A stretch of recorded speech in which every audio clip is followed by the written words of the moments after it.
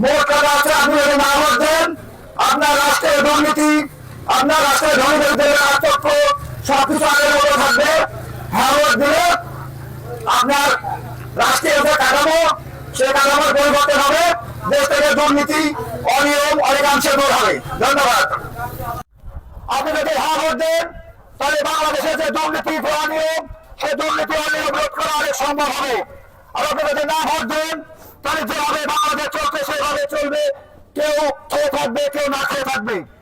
তো এই যে গণ-অভ্যুত্থানের পরবর্তী সময়ে বর্তমান যে সুযোগ এসেছে যে আপনার রাষ্ট্র আপনি নিজে বিনির্মাণ করবেন, সেক্ষেত্রে আপনাকে অবশ্যই হ্যাঁ ভোট দিতে হবে। আর আপনি যদি হ্যাঁ ভোট না দেন তাহলে আপনার দেশ যেভাবে চলছে সেভাবে চলবে। দেশ আপনার, ভোট আপনার, সিদ্ধান্ত আপনার। সংসদ নির্বাচনে গণভোটে সাধারণ মানুষকে দুইটা ভোট দিতে হবে, একটা হ্যাঁ বা না। এই হ্যাঁ বা না, আসলে হ্যাঁ বা না ভোটটা কি? আপনি যদি হ্যাঁ ভোট দেন তাহলে পরবর্তী যে সরকার ক্ষমতায় আসবে তাকে রাষ্ট্রীয় কাঠামোর কিছু পরিবর্তন আনতে সে বাধ্য হবে।